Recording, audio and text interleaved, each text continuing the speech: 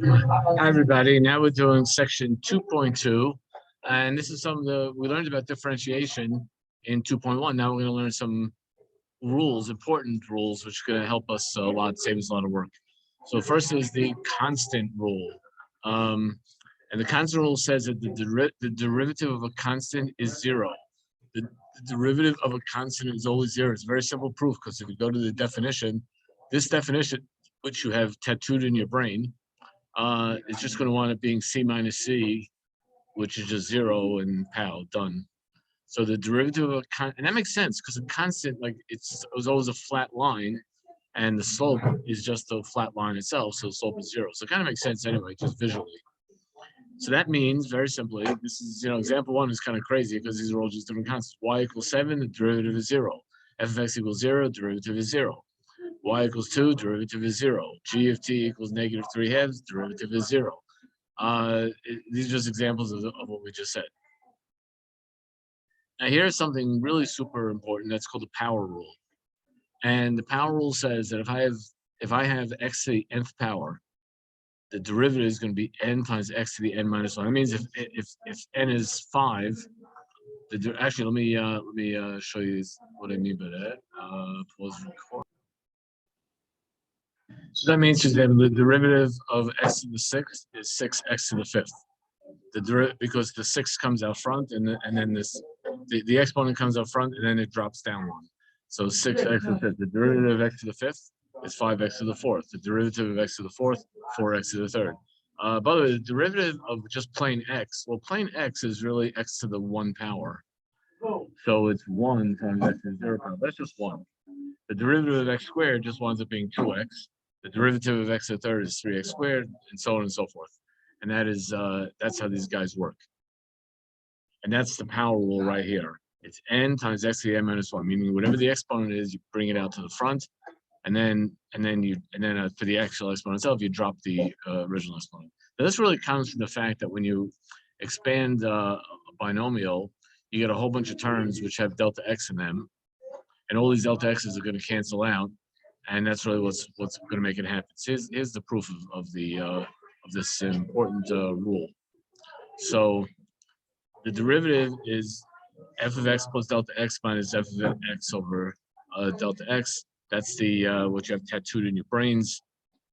But in this case, it's raising it to the nth power.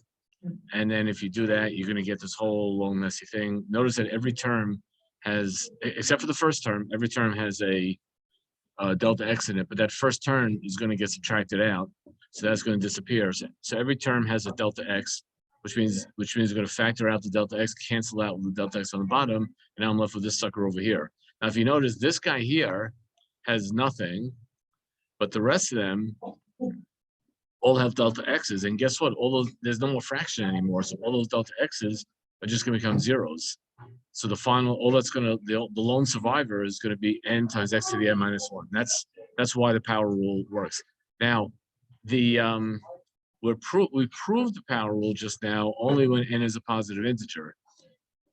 We just proved it for that case, but it's true for n could be anything. It could be positive, negative, it could be an integer, it could be a fraction, it could be a decimal, it could be anything.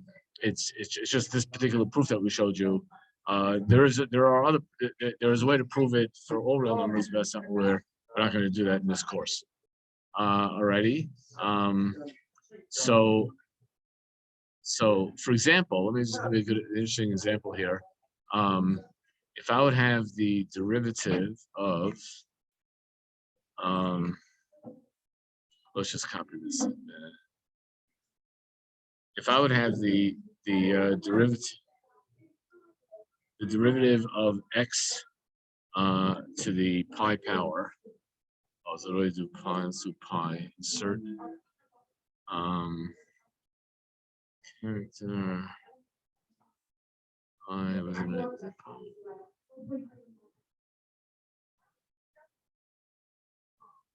so this is going to be let me copy it now.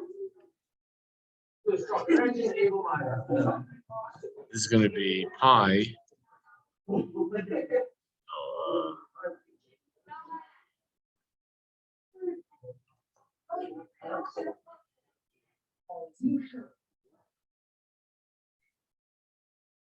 Hold on a second, please.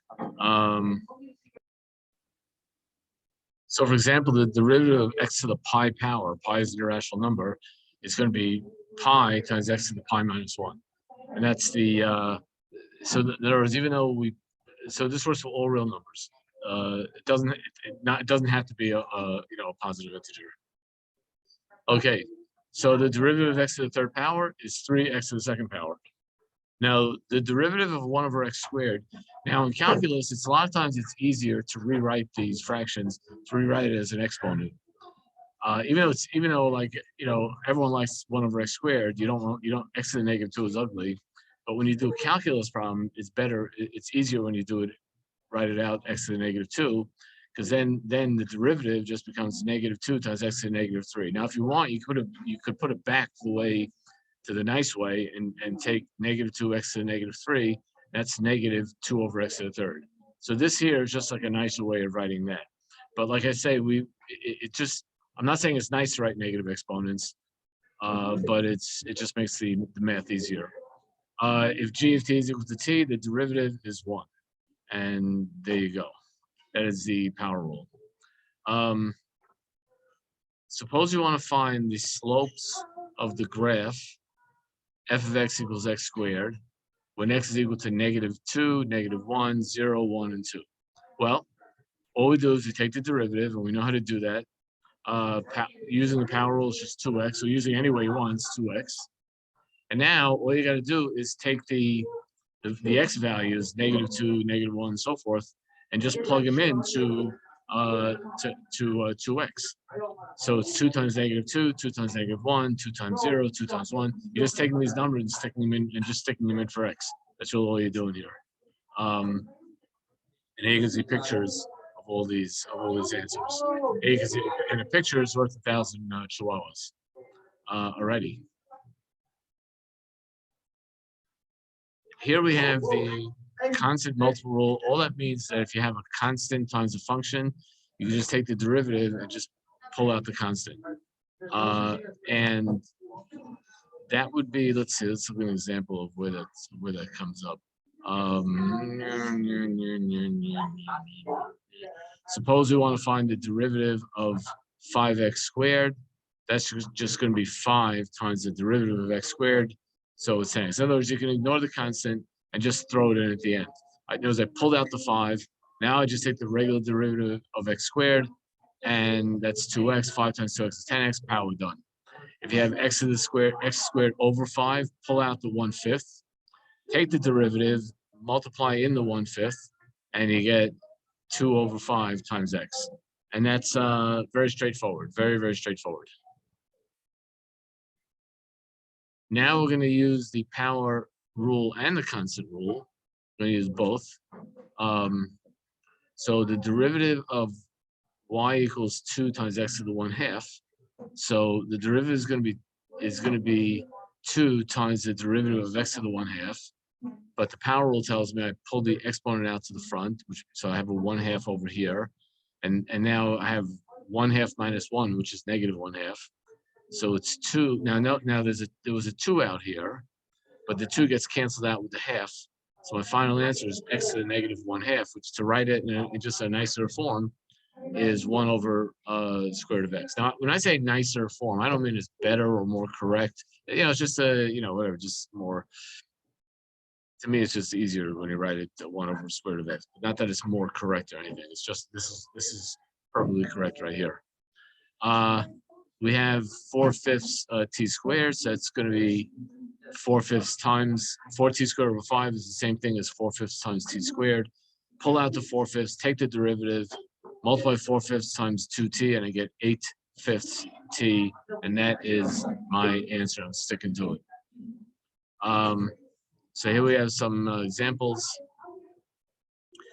If the function is negative 3/2 x, the derivative is going to be negative 3/2 times 1, which is just negative 3/2. If it's 3 pi x, the derivative is going to be 3 pi. If it's negative x over 2, the derivative is negative. See, all these cases, the function is just x. There's no squaring or anything like that. So when you take a derivative of just plain x, you get 1. but the constant just stays there on for the ride. So this is negative 1/2 x, so I'm just left with negative 1/2, and that's very convenient. It helps a lot of times to use parentheses, but this is really a matter of choice.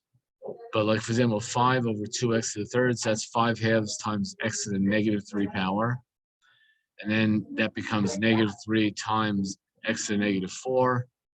And 5 times negative 3 is negative 15 over 2.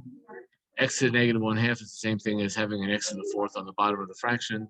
And that's my answer. The derivative of 5 over 2x cubed. Well, first of all, if you multiply this out, 2 to the third power is 8.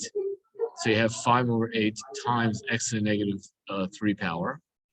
Y prime is 5/8 times negative 3 x to the negative 4, which you can rewrite it, simplify it as 15, negative 15 over 8 x to the fourth. Now, do you have to do this last step of rewriting it and simplify? No, it's just, unless we ask you for, sometimes the question may say rewrite, express the answer with positive exponents and so forth. But do you absolutely have to? Not necessarily. Not necessarily. But sometimes, if you're not required to, sometimes it's safer, just to leave it like this. But that's up to you.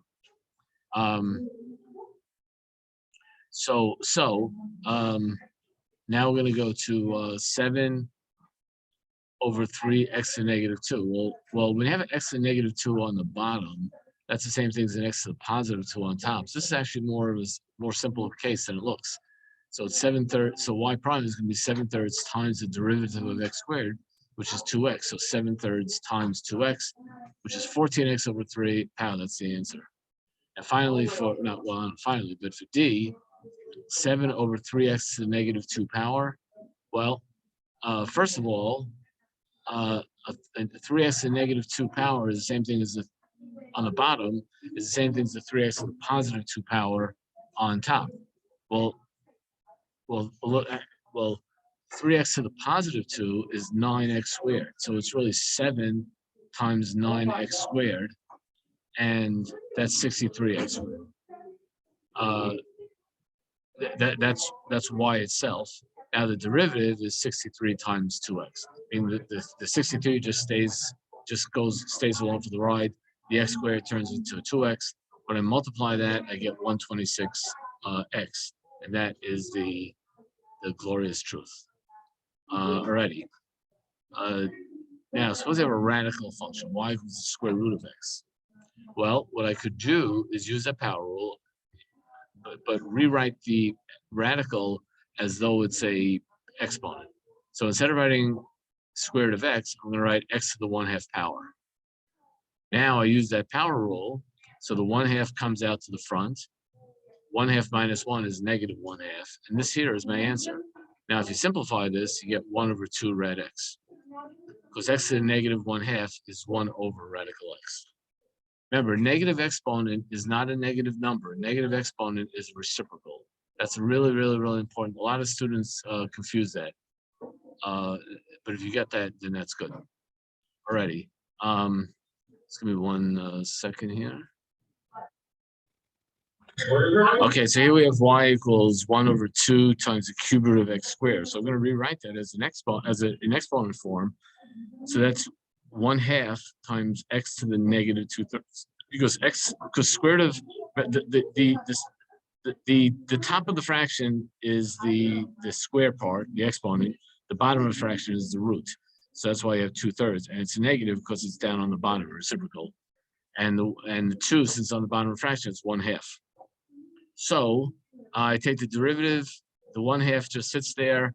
The negative 2/3 comes out to the front. Negative 2/3 minus 1 is negative 5/3. And then I can rewrite that negative 1 over 3 x to the 5/3. And that is the story of that. Y equals square root of 2x. That's just square root of 2 times x to the 1/2, which is the same as we did for A. So it winds up being square root of 2 times 1/2, which is 1 over square root of 2 square root of x, and it simplifies like that. And it's all beautiful. It works out. But let's look at B. B is y equals the fourth root of x. Well, that's x to the 1/4 power, and x and the derivative. Actually, let me put that on here for B. So x to the x to the 1/4 power derivative. I should say. Oh, it's got derivatives. Let me get the derivative here. Equals 1/4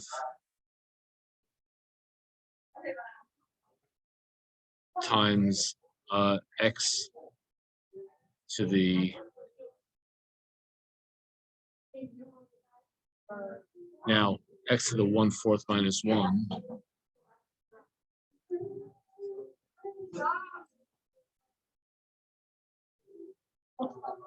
and that equals 1/4 times x to the negative 3/4. Oops.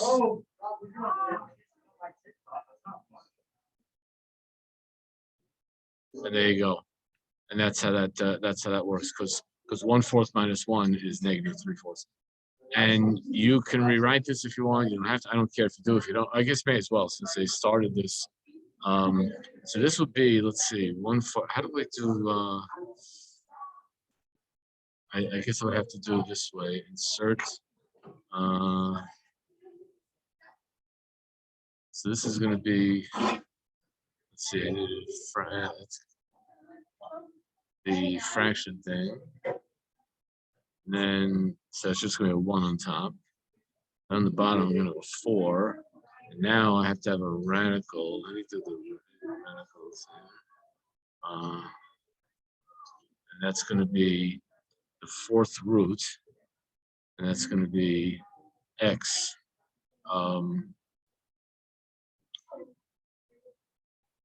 To the 3rd. Oops.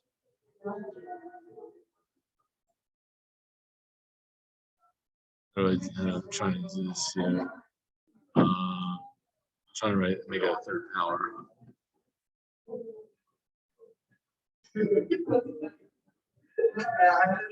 It's not letting me write. It's not letting me write the power for some reason. I'm trying to write x to the 3rd, but it's not. I don't know why it's not. It's not giving me the. I don't know why it's not doing that. Yeah, I don't know why it doesn't seem to be. Anyway, I'm trying to write x. I'm trying to write 3rd power. It's not letting. I'm trying to make it as an exponent. It's not letting me do it. So I'm going to get rid of the whole thing because it doesn't look nice. Okay. Anyway, that's how that works. So let's go back here. Now, of course, when you take the derivative of the sum of two functions, that's just you just take each derivative individually. Take the derivative of the difference. I just subtract the two derivatives, so I could just do each. So for example, if I have y is equal to x to the 3rd plus 4x squared, I just do each part individually. So the derivative of x to the 3rd is 3x squared. The derivative of 4x squared is 8x. Why 8? Because 2, it's 4 times 2x, which is 8x. 3x squared minus 2x is going to be 6x minus 2, because the derivative of 3x squared is 6x. The derivative of 2x is 2, minus, of course. Here, now for something like this, you're better off if you could split this up into 3 separate things. So 3x squared divided by x is 3x. Negative x divided by x is -1, and 1 divided by x is 1 for x. Each individual derivative, that's going to be 3. That's going to be derivative of -1 is 0, and the derivative of 1 over x is -1 over x squared. And you can put this back into one fraction by multiplying the 3 by x squared over x squared. I get 3x squared minus 1 over x squared. And that's very awesome and cool. The point is that I was able to break it up and do each part individually. That's really the point of this. So how about finding the slope of a graph? Okay. the slope of a graph, f of x equals x to the third minus 4x plus 2 at the point 1, negative 1. So the derivative is 3x squared minus 4 because you do each part individually and the 2 just disappears when you take a derivative. Now I want to find the slope of the graph, so I plug in the x value, which is 1. So one f prime of 1, which means I take 1 and stick it into this derivative guy. So it's 3 times 1 squared minus 4, which is 3 minus 4, which is negative 1. So we see, and see the picture, it really kind of works out. The derivative at that point, 1, negative 1, the derivative is negative 1. And the slope is negative 1, which is kind of cool. Okay, find the equation of a tangent line. Well, if I have a point and I have the slope, then I can make the equation. That's point slope formula. So how do I get the slope? So first I take the derivative, and that gives me negative 2x to the third plus 9x squared minus 2. That's the derivative. And to get the slope, I just plug in x equals negative 1 because that's the x value. And when I plug in negative 1, I get 9. So the slope is 9, and it goes through this point, negative 1, negative 3 halves. So I just use the point slope formula. Y minus negative 3 halves is equal to 9 times x minus negative half. The point slope formula is something I'm assuming you remember that from algebra. The point slope formula, y minus y1 is equal to m times x minus x1. I assume you remember that, but now I just said it again. And there we go. Actually, you know what? Before I go on, let me just make sure you know I just want to show you the point slope formula. Let's see. Slope. Y minus y1 is equal to m times x minus x1. You know what I'm gonna do? I'm gonna. Yeah, okay, you know that. Y minus y1 is equal to m times x minus x1. So we figured out the m was 9. They gave us the y1, the x1, and the y1, and we just plugged it right into that formula. Alrighty, we're over here. Back to here. Okay, let's do a example. From 2008 to 2013, the revenue of Buffalo Wild Wings is modeled by this ugly equation, but it's just a quadratic, where t is the year and t equals 8 corresponds to 2008. So what rate was the revenue changing in 2011? That means take the derivative and stick in t equals 3 because 2011 would be t equals 3. Oh, I'm sorry, t would be t equals 11. I apologize. So the derivative is 45.32t minus 309.59. Stick in 11, I get 191. That's it. Simple as that. Simple as that. Okay, I'm going to be putting some homework up on Canvas for you, and I know you're going to love doing the homework because it's so much fun. And that, my friends, is the story.